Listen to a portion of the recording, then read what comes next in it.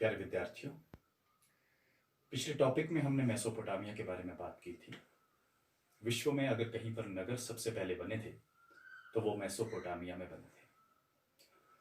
उरूक और निनवे, निमरूद, अस्सुर, मारी, किश, लगश, बेबीलोन, इन नगरों के बारे में हमने बात की थी।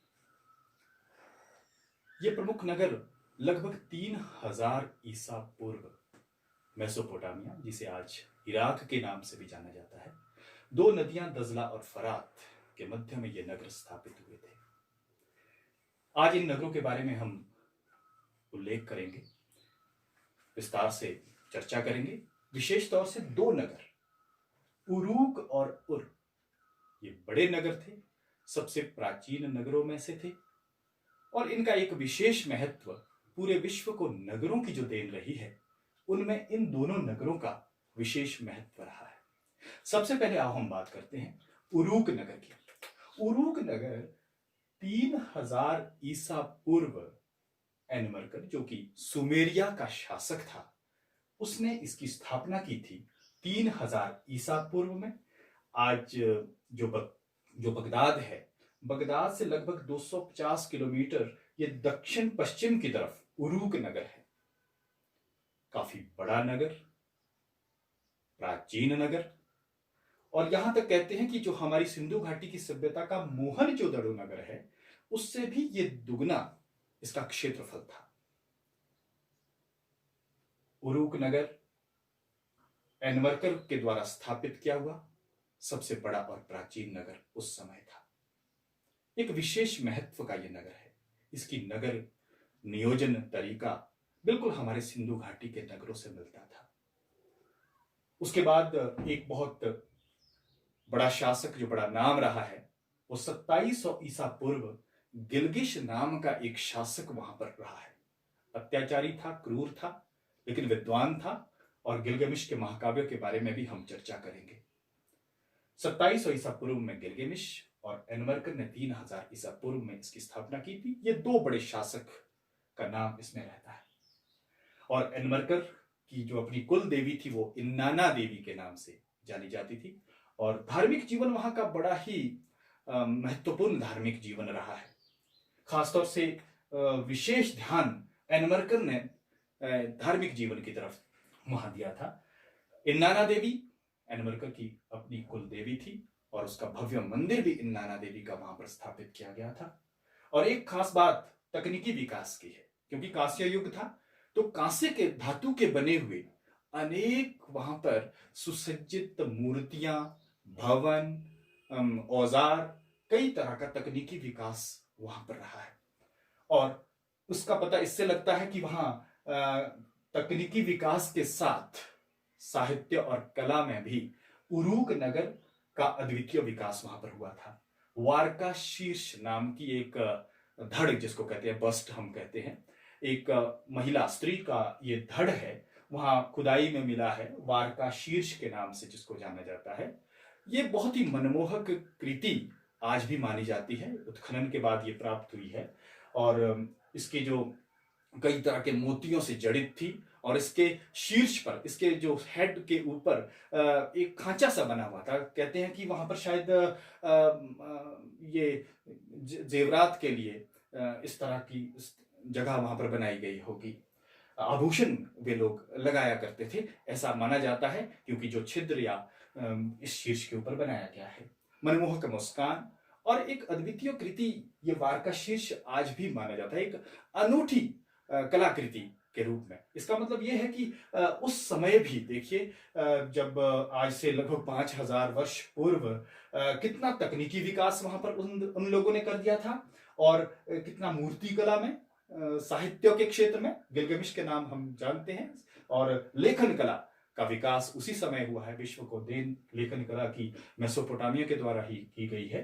तो उरूक नगर सबसे प्राचीन नगरों में, जो कि फरात नदी के किनारे ही ये दोनों नगर बसे हैं, उरूक और उर। ये उर नगर, जो दूसरा नगर उर है, यह भी उरूक से नजदीक ही है, दक्षिण पश्चिम की तरफ उर नगर।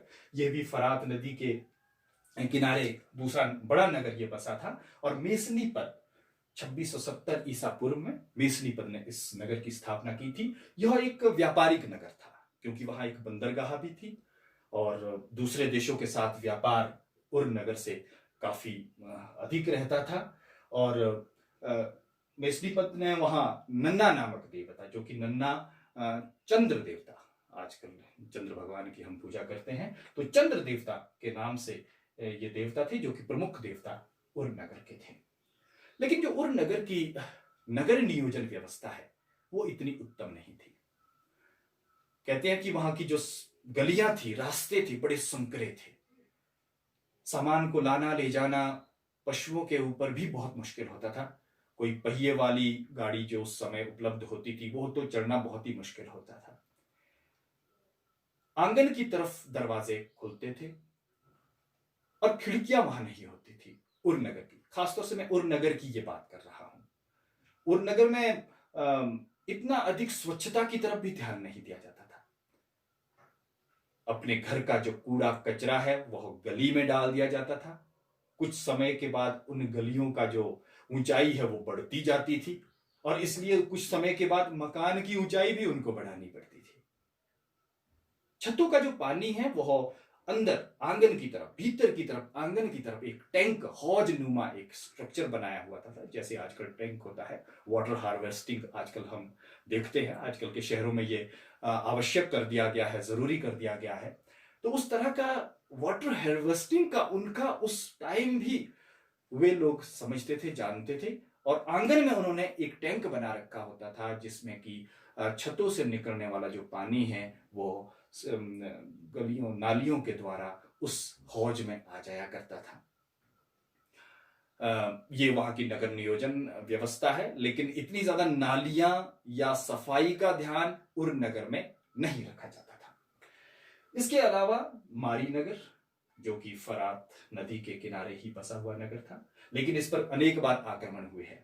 मारी पर सारगोन ने भी आक्रमण किया है, हाबुगामी ने भी इसके ऊपर आक्रमण किए हैं, जो कि अक्कद के शासक थे। वो अनेक बार इस पर आक्रमण करते थे मारी के ऊपर। लेकिन बारी जो ये मारी नगर है ये बहुत ही उपजाऊ धरती वाला, क्योंकि सब नदियों का, तोरूस से निकलने वाली नदियों से, नहरों के द्वारा, और बहुत नीचे भी नहीं था। ये मारी जो क्षेत्र है वो काफी ऊपर वाले क्षेत्र में है। यहाँ पर सिंचाई की व्यवस्था अच्छी हो जाती थी और कृषि और पशुपालन मारी के प्रमुख व्यवसाय रहा करते थे। कृषि में अनेक फसलें, गेहूं, जौ, मसूर, वही फसलें उगाई जाती थी। लेकिन जो पशुपालन में, क्योंकि चरागाह भी यहाँ अच्छे थे और भेड़ पालन का वहां पर अधिक व्यवसाय था। लेकिन एक खास बात यह थी कि जो कृषि, किसान और ये जो पशुपालक थे, भेड़ को पालने वाले जो लोग थे, उनके मध्य आपस में कई बार लड़ाइयां भी होती रहती थी। कभी भेड़ चराने वाले को, भेड़ों को जाने के लिए रास्ता किसान नहीं देते थे, तो इस प्रकार से लड़ाइयां भी वहां पर देखने को मिलती थी। मारी के बारे में एक विशेष महत्व की जो बात है वह है जिब्रिलिम का महल। जिब्रिलिम एक बहुत बड़ा शासक रहा है। राजा का नाम है जिब्रिलिम। कई बार बच्चे कंफ्यूज करते हैं कि जिब्रिलिम क्या है। जिब्रिलिम एक व्यक्ति का नाम है, शासक का नाम है, जिसने 1810 से लेकर 1760 ईसा पूर्व तक मारी का शासन संभाला था। और उसने एक बहुत बड़ा महल बनाया था। कहते हैं कि लगभग 250 से भी ऊपर, 260 कमरे उसमें थे। 2.4 हेक्टेयर में एक बहुत बड़ा महल बनाया था और वास्तुकला का एक बेजोड़ नमूना उस समय था। अनेक विदेशी शासक, राजा भी उस महल को देखने के लिए आया करते थे। तो जिब्रिलिम का जो महल है वह एक बड़े विशेष महत्व का मारी में रहा है।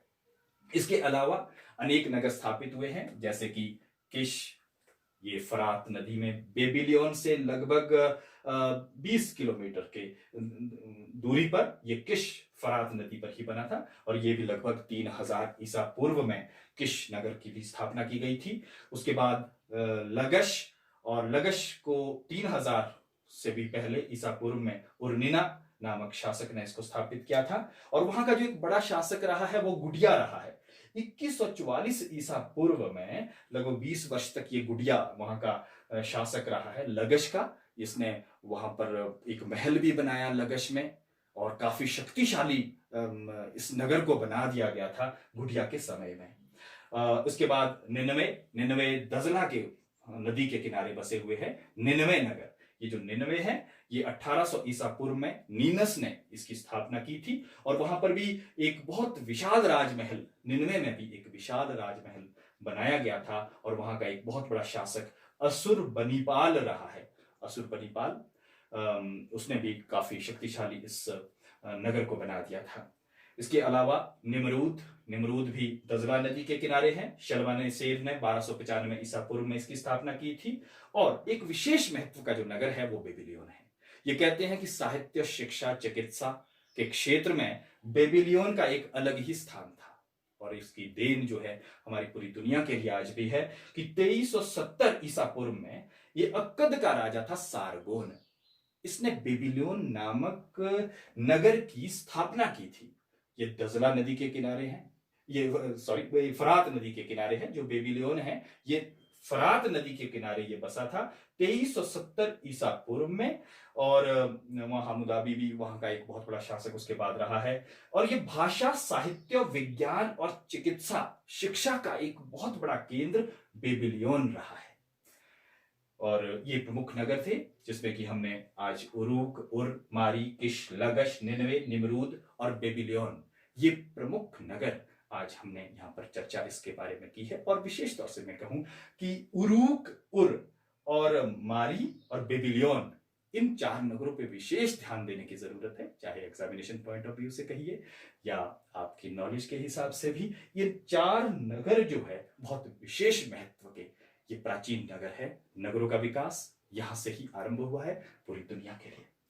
इसके अलावा आज हम बात करेंगे शहरी समाज किस तरह का वहां था, कैसा उसका स्वरूप था, किस तरह की सोसाइटी वहां पर थी उस नगर में।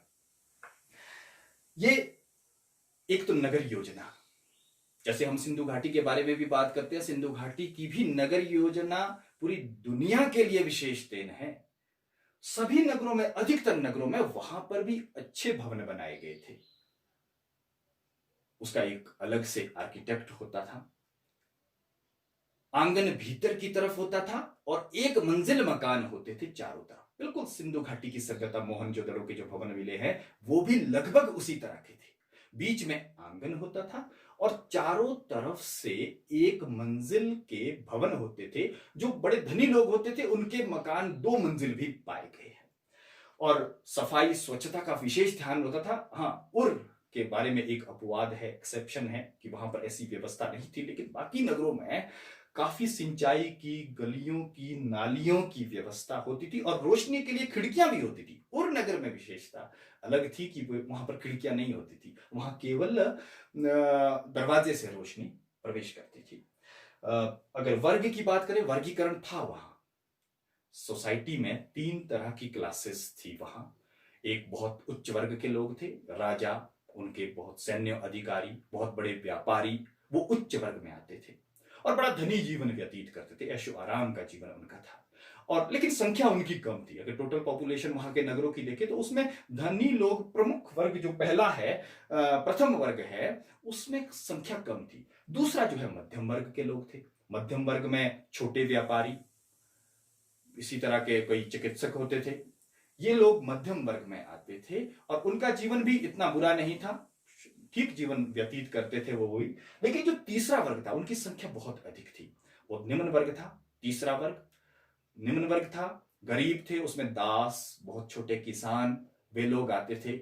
नौकर जो होते थे उनका जीवन बहुत ही दुखदाई होता था। तो 3 वर्गों में वहां का समाज बंटा हुआ था। परिवार, छोटे परिवार होते थे, एकल परिवार होते थे, माता पिता या उनके बच्चे, और पितृतंत्रात्मक वहां का समाज था। जो परिवार का मुखिया होता था वो पिता होता था, और पुत्र की प्राप्ति की इच्छा उनके रहती थी। तो परिवार, एकल परिवार। स्त्रियों की स्थिति अच्छी थी। किसी भी समाज की अगर हम उसका पहचान चाहते हैं, उस समाज को हम देखना चाहते हैं, तो महिलाओं की स्थिति कैसी थी, उस समाज का पूरा परिदृश्य उससे लगता है। और वहां महिलाओं की स्थिति काफी अच्छी थी, बहुत बुरी नहीं कह सकते हैं हम। उनका बराबर का स्थान था, पुरुष के साथ बराबर का स्थान था। पति की मृत्यु के बाद पुनर्विवाह भी हो सकता था और तलाक भी किया जा सकता था। तो स्त्रियों की स्थिति बहुत बुरी नहीं, हर मामले में उनका भागीदारी होती थी। और मनोरंजन के शौकीन वे लोग भी थे। आज भी हमने मनोरंजन, पशुओं के हम खेल करवाते हैं, कई तरह के मनोरंजन के तरीके जो आज हम देखते हैं वे लोग भी करते थे। पशुओं का खासतौर से जो क्रीड़ाएं होती थी वह मनोरंजन, और कई वाद्य यंत्र मिले हैं। खास बात यह है कि वहां की जमीन से उत्खनन के बाद कई तरह के वाद्य यंत्र, बांसुरियां मिली है, ढोलक मिले हैं, तो उससे पता लगता है कि वे लोग मनोरंजन के मामले में भी काफी आगे थे।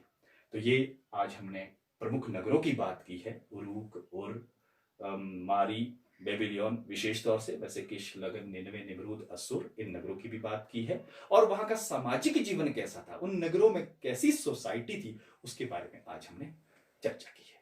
Thank you.